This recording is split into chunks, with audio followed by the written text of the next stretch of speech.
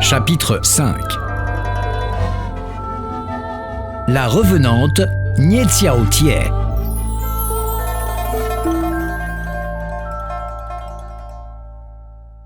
Nin Xiachen, qui vivait dans la province du Zhejiang, était connu pour être honnête, simple d'abord et de manière, fidèle à la parole donnée. « Le contrat avec mon épouse ne saurait souffrir d'accroc », disait-il souvent. Il eut à se rendre à Tsinghua. Alors qu'il était en vue des quartiers nord hors les murs, il trouva, à l'écart de la route, un ermitage propre à le remettre des fatigues du voyage et y déposa ses bagages. La salle des rituels ainsi que l'autel aux statues étaient richement décorés, mais les herbes sauvages avaient investi les lieux jusqu'à hauteur d'homme. C'était un temple en déshérence. À l'est comme à l'ouest, les portes des cellules vides de l'ancienne communauté étaient closes, sans être verrouillées. Seul un petit pavillon, au sud, avait été muni d'une traverse et d'un loquet neuf. Des bambous s'étaient installés et s'y plaisaient tant que les deux mains ne suffisaient pas à enserrer une tige. La volée des marches donnant accès à la salle descendait vers un vaste bassin couvert de nénuphars, tous déjà en fleurs. Nin Xiachen se laissait pénétrer par la sérénité des lieux. Il se dit que la présence en ville de l'examinateur des concours impériaux et l'afflux des candidats avaient dû provoquer une certaine fièvre et que les loyers devaient s'en ressentir. Il décida donc d'établir là son gîte. Il flâna dans la cour du temple en attendant le retour des moines. Le soleil se couchait quand parut un lettré qui ouvrit le ventail du petit pavillon du sud. Ning courut le saluer et l'aviser de son intention de faire halte quelques jours. « Il n'y a plus ici ni maître ni disciple, je suis moi-même de passage. Si l'isolement et la désolation du lieu ne vous découragent pas, alors je serai heureux de bénéficier le jour durant des apports de votre présence. » Fort satisfait de cet accueil, Ning se confectionna une paillasse et d'une planche se fit une table, ce qui lui suffirait pour quelques jours. Cette nuit-là, la lune était très haute et baignait le ciel d'une lumière qui le rendait limpide et profond. Les deux hommes, assis genou contre genou, sous la galerie extérieure qui courait le long de la grande salle du temple, se présentèrent respectivement. « Mon nom de famille est Yan, et mon nom personnel, Qixia, » dit le lettré. Ning avait d'abord pensé qu'il s'agissait d'un des nombreux étudiants boursiers venus tenter le concours provincial d'accès au poste de l'administration. Mais il présuma, à son accent, que ce compagnon de rencontre n'était probablement pas du Zhejiang. Ce que l'autre confirma en répondant sans embâge qu'il était du Shaanxi, loin donc à l'ouest. Tel se révéla-t-il, simple et sans détour, dans les échanges qu'ils eurent. Après un certain temps, la conversation vint à languir. Aussi se souhaitèrent-ils une bonne nuit et allèrent se coucher. Agité par la nouveauté des lieux et des circonstances, Nin Xiachen resta longtemps sans trouver le sommeil.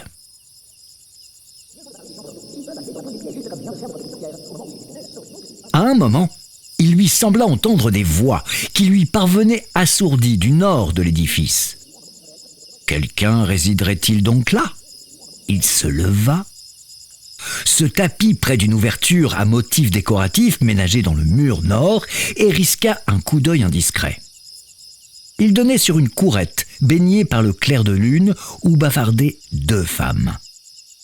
L'une pouvait avoir la quarantaine, l'autre était une vieille, dans une longue tunique défraîchie d'un rose délavé.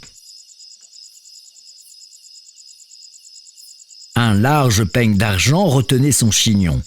Elle était voûtée et paraissait ployée sous le poids des ans. « Voilà bien longtemps que Xiao Tian ne nous a pas fait la grâce de sa visite, » dit la moins âgée. « Il peut survenir d'un moment à l'autre, » répliqua la vieille. « Se serait-elle plainte auprès de vous ?»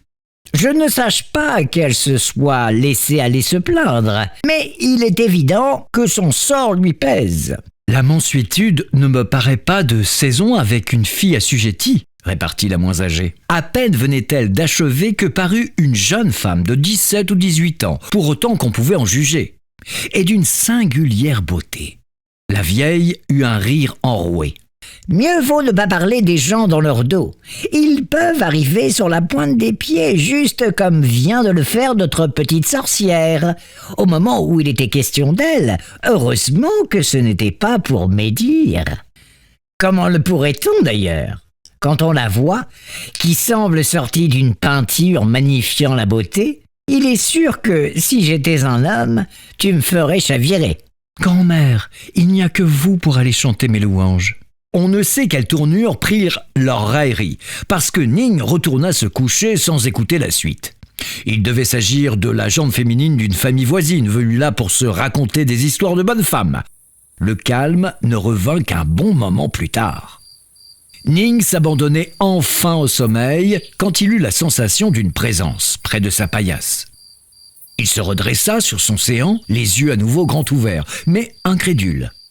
Que faisait là la jeune fille de la courette ? Le mieux était de lui poser la question. Elle répondit en souriant. « Cette pleine lune m'agite les sens et le sommeil me fuit. Je ne peux rester seule en pareille nuit. Et j'ai pensé que vous pourriez m'accueillir tout contre vous. » « Vous n'avez donc aucun souci du qu'en dira-t-on » se récria Ning avec chaleur. Pourtant, comment arrêter une rumeur ? Comment se défendre d'une calomnie ? Un seul faux pas suffirait à ruiner une réputation. À ce moment de la nuit, qui s'en souciera ? Insista la jeune fille. Ning la tança vertement de rechef. Elle hésita, comme si elle n'avait pas dit son dernier mot. « Il suffit, retirez-vous sans plus rien dire », estima le jeune homme. « Sinon, je devrais appeler à la rescousse, le lettré installé dans le pavillon du Sud. » La jeune fille parut ébranlée et battit en retraite. Elle passait la porte quand elle fit volte-face et vint déposer un lingot d'or sur la couverture matelassée. Ning eut au fait de s'en saisir et de le jeter sur le perron en proférant bien haut « Bien mal acquis, souillerait mon bagage !» Mortifiée, la visiteuse des ténèbres ramassa le lingot et s'esquiva en maugréant. « Il y a de la pierre ou du fer à la place du cœur, cet homme-là. » Le lendemain matin se présenta, accompagné d'un domestique, un jeune homme du district de Lancy, venu attendre l'ouverture des concours. Ils prirent place dans des cellules de l'aile orientale. Le nouvel arrivant fut frappé d'une mort subite la nuit même. On lui trouva sous la plante d'un pied une perforation qu'on eût dite faite par une haleine, d'où perlaient encore quelques gouttes de sang. Nul ne put éclaircir le mystère de cette marque. La nuit suivante, ce fut au tour du domestique de trépasser, porteur des mêmes stigmates. Le soir, au retour de Yan, Ning Kashen lui demanda s'il pouvait expliquer ces événements étranges.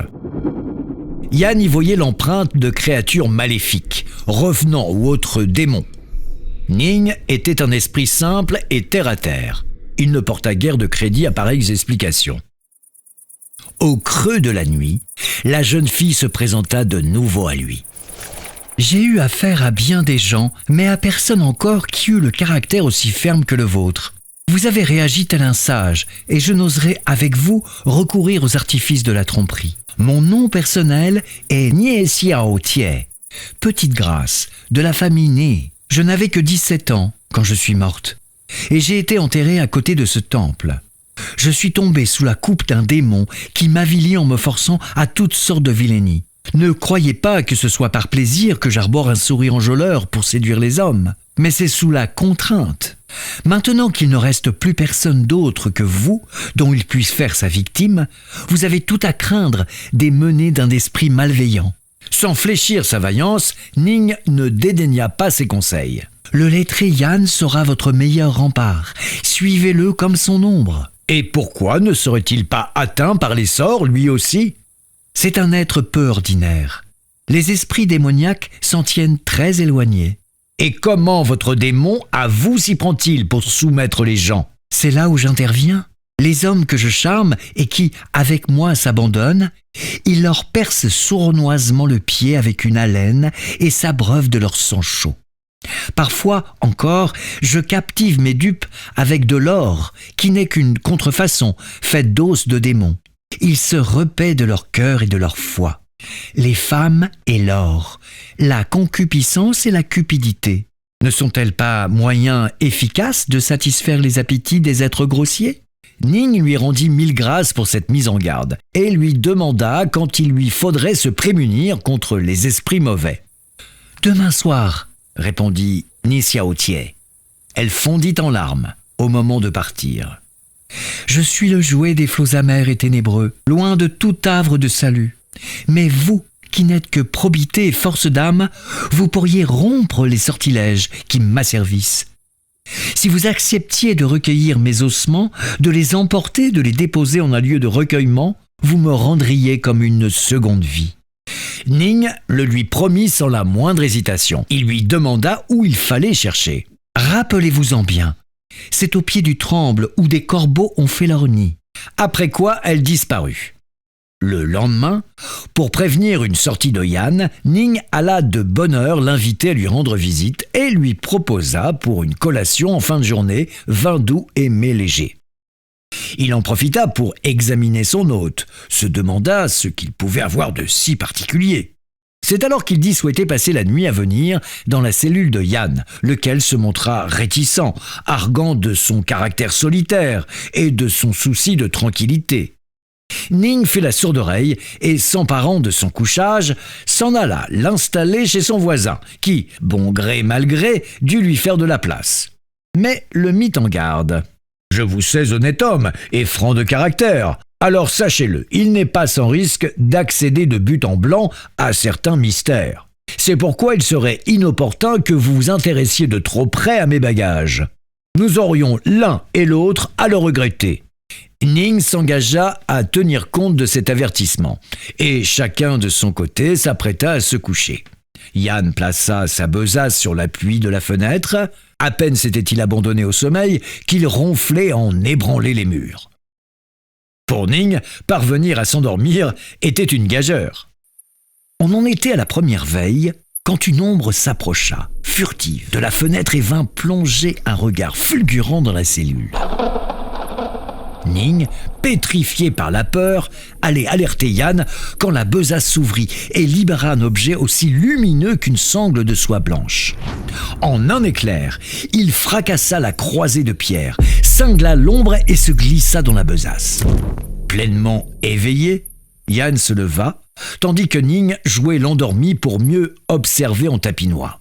Il se saisit de sa besace et l'examina de près. Il en sortit un objet qu'il observa à la lumière livide du clair de lune, qu'il renifla aussi. Cet objet accrochait parfois en éclats bleutés la blafarde clarté. Il était long d'à peine 2 pouces et guère plus large qu'une feuille de ciboule.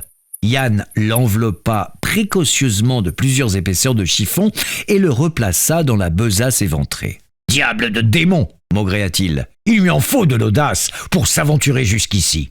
Et voilà mon bagage fort mis à mal. » Puis il se recoucha. Ne se tenant plus d'une curiosité avivée par la conscience d'accéder à des prodiges, Ning se leva, raconta à son compagnon de chambrée ce qu'il avait entreaperçu et lui en demanda explication. « Puisque nous voilà rapprochés, de fait par la confrontation à ces mystères, il n'est plus temps de feindre. Je suis un maître d'armes. Sans la croisée de pierre de la fenêtre, le démon aurait été foudroyé sur place, mais je le crois blessé. Et qu'est-ce donc que vous avez enveloppé et serré dans votre bissac ? »« Une épée, dit Yan. Quand je l'ai flairée, j'ai perçu l'exhalaison sulfureuse d'un esprit du mal. » Ning souhaita voir l'arme de plus près, et Yan la lui montra volontiers. C'était une petite lame à double fil qui émettait une lumière froide. Ning voit dès lors à ce compagnon de rencontre une admiration sans borne.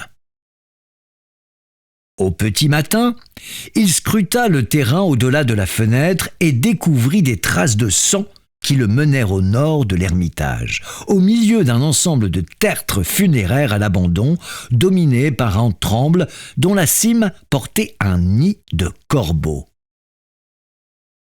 Ning régla les affaires pour lesquelles il était venu, puis se prépara au retour. Yan le convia à un dîner d'adieu et les 2 hommes se firent part de leur mutuel respect. Le maître d'armes offrit une gaine de cuir crevassé. « Voici le fourreau de mon épée, dit-il. Gardez-le précieusement. Il éloignera de vous revenants et démons. » Ning souhaita alors être initié aux arts magiques, dans les arcanes desquels Yan était versé. « Vous n'avez qu'une parole, vous êtes honnête et franc, vous avez montré du sens moral, autant de qualités nécessaires pour être initié aux arts de l'épée. Pourtant, ce n'est pas à quoi vous êtes destiné. Votre part devrait être celle de la carrière mandarinale, où vos qualités devraient vous assurer honneur et richesse. » Ning invoqua alors une jeune sœur inhumée à proximité de l'ermitage. Il alla déterrer les restes d'une jeune morte, les enveloppa d'un linceul, loua un bateau et s'en revint chez lui.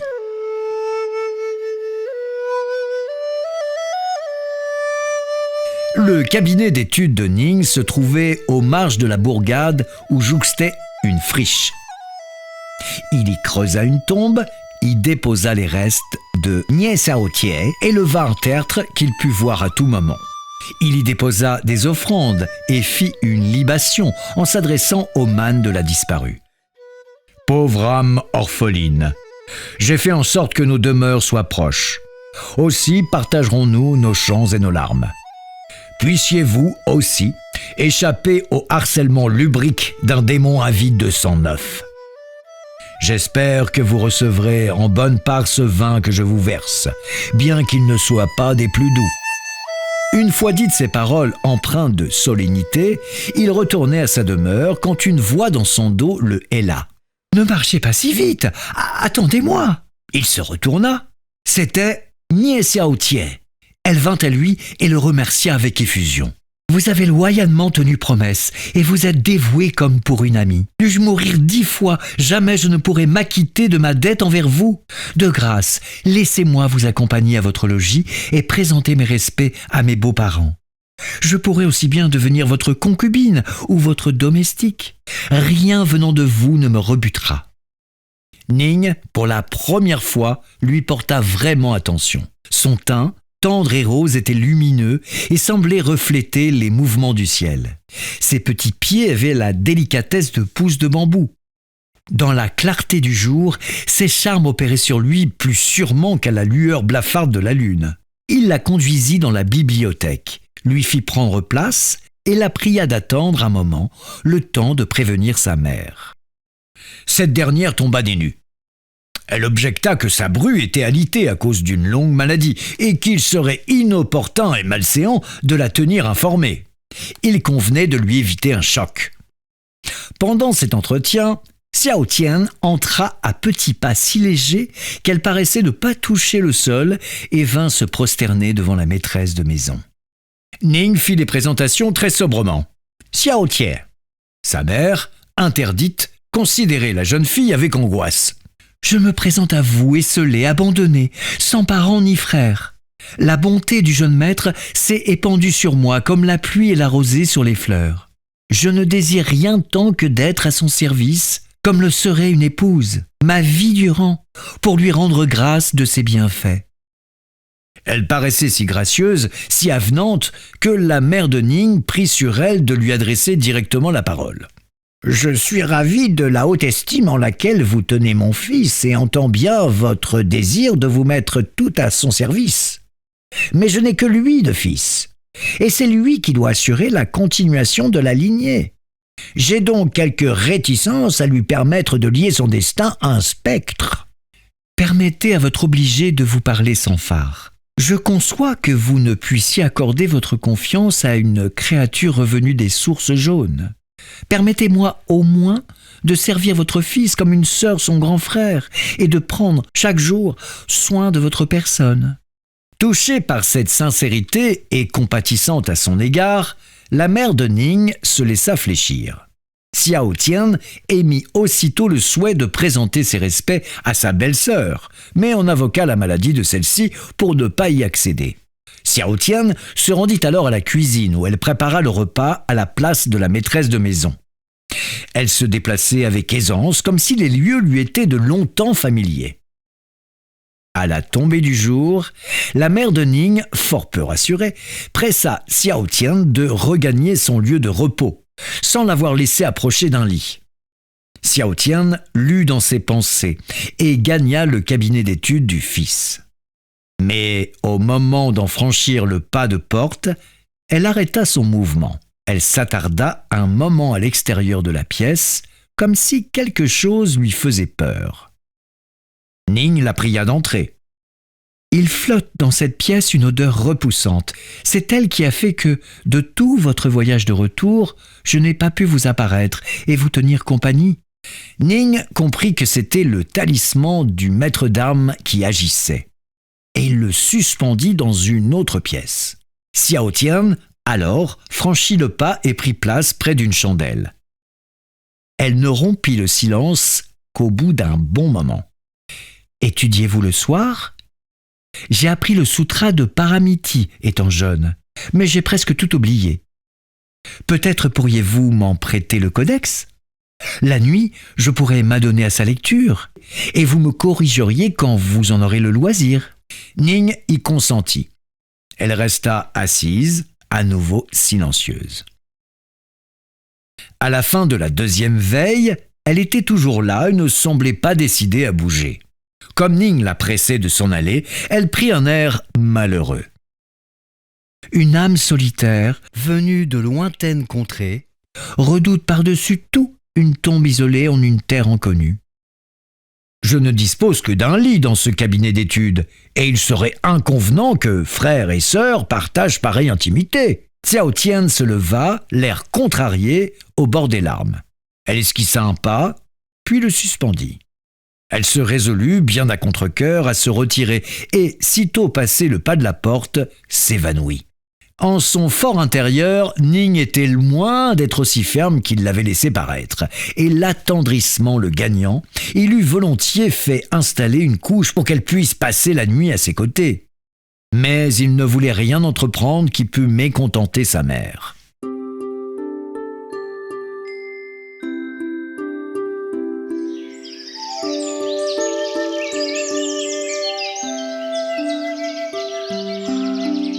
Chaque matin, celle-ci était saluée par Xiao Tian, qui lui apportait l'aiguillère et remplissait la bassine destinée à la toilette, la peignait puis s'en allait vaquer aux soins du ménage.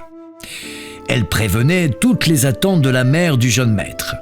Ce n'est qu'à la tombée de la nuit qu'elle demandait l'autorisation de se retirer, gagner le cabinet d'études de Ning, où elle psalmodiait quelques sutras à la lueur de la bougie. Elle se retirait à regret qu'au moment où elle voyait Ning prêt à se coucher. Avant l'arrivée de Xiao Tian, et depuis que sa bru était malade, c'était à la maîtresse de maison qu'il avait incombé de veiller aux tâches quotidiennes. C'était un fardeau qu'elle peinait à supporter. Maintenant que Xiao Tian s'affairait à sa place, elle s'en trouvait plus légère et elle lui en savait gré. Avec le temps, elle apprit à mieux la connaître et se mit peu à peu à nourrir des sentiments d'affection comme d'une mère pour sa fille, à tel point qu'elle en oublia de voir en elle une revenante. Quand venait la nuit, elle n'avait plus le cœur à la congédier et la laissa s'installer une couche au pied de son lit. À son arrivée, Xiao Tian ne se substantait que de l'air du temps, mais au bout de 6 mois, elle en vint à supporter de la bouillie de riz clair.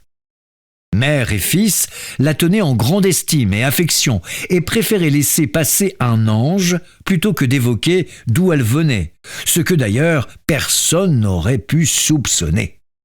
Quelque temps plus tard, ce fut à la femme de Ning de rejoindre le séjour des ombres. Sa belle-mère songea immédiatement à Xiao Tian comme nouvelle épouse pour son fils, mais craignait qu'un tel choix ne leur fût néfaste.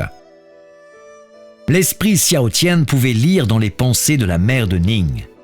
À la première occasion, elle entretint. « Voilà plus d'1 an que je vis avec vous. Vous devez donc me connaître maintenant. Quand je l'ai rencontré, j'ai prévenu votre fils contre des menées malveillantes, et c'est parce que je ne voulais pas nuire à des innocents que j'ai choisi de suivre le jeune maître. Ma seule intention était de seconder un jeune garçon ouvert et honnête, que tous admirent, que le ciel même tient en estime, et dont la carrière glorieuse à laquelle il est promis rejaillirait sur moi, ce qui me serait bénéfique pour ma vie dans l'au-delà. » La mère de Ning savait bien que les intentions de la jeune femme étaient pures, mais elle craignait que son état de fantôme l'empêche d'avoir des enfants propres à perpétuer la lignée. « Des enfants ?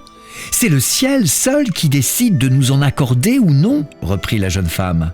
Et les vues du ciel sont favorables au jeune maître. Il est destiné à avoir 3 fils qui porteront haut le nom de votre famille. Ce sont des choses déjà écrites. Qu'il épouse une revenante n'y changera rien. » Cela finit de convaincre la mère, ce qui réjouit le fils. On annonça la bonne nouvelle du mariage à l'occasion d'un banquet auquel furent invités les proches et les amis. Quand ils demandèrent à voir la promise, elle se présenta à eux dans une robe richement parée, évoluant avec aisance et simplicité. Ce fut à qui aurait l'honneur de lui être présenté, tout en offrant cadeaux et vœux de plénitude. Comme elle excellait à peindre des fleurs d'orchidées et de prunes, Xiao Tian remerciait en offrant en retour un rouleau d'un peu plus d'1 pied de long, peinture qui faisait la fierté du bénéficiaire et appelait à faire partie des trésors de la famille.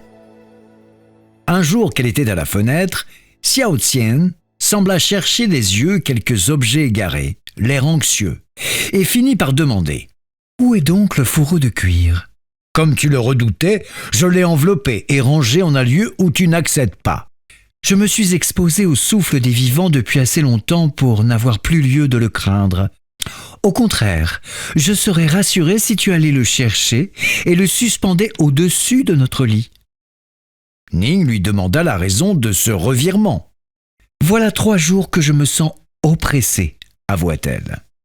Quelque chose me dit que le vieux démon de Tsinua, furieux de ma défection, aiguise contre moi son ire et n'a pas renoncé à me retrouver. Je crains à tout moment de le voir surgir pour me reprendre. » Ning revint donc bientôt avec la gaine de cuir. Xiao Tian s'en saisit et l'examina. Voilà dans quoi l'esprit de l'épée, le maître d'armes, glissait les têtes qu'il avait fait sauter, dit-elle. Regardez comme la peau en est usée. Combien de fois n'a-t-il pas dû servir ? Même aujourd'hui, sa vue me donne la chair de poule. Ce qui ne l'empêcha pas de le suspendre à la tête du lit. Le lendemain, elle demanda à Ning de l'accrocher plutôt au-dessus de la porte. La nuit suivante, ils restèrent assis dans le halo de lumière de la chandelle parce qu'elle avait convaincu son mari de veiller avec elle. Tout à coup, une masse indistincte tomba au sol, comme un rapace viendrait fondre sur sa proie. Terrifiée, la jeune femme ne pensa trouver son salut qu'en se cachant derrière les rideaux. Son mari ne pouvait détacher son regard du monstre, à la bouche comme un gouffre, d'où pendait une langue sanguinolente et dont les yeux lançaient des éclairs. La lueur qui en émanait était maléfique.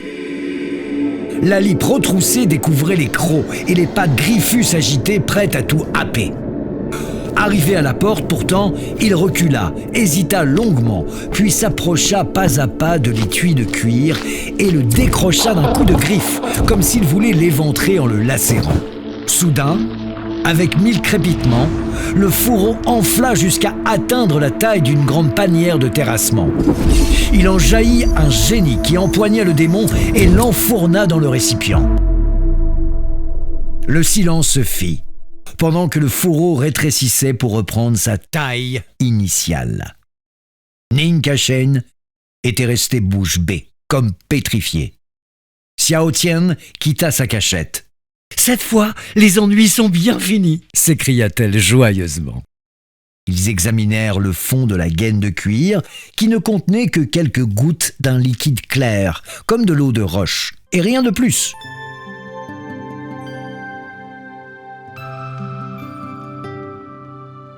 Conformément au décret du destin, Ning Ka-shen parvint, quelques années plus tard, au grade de docteur, soit le plus élevé des concours mandarinaux.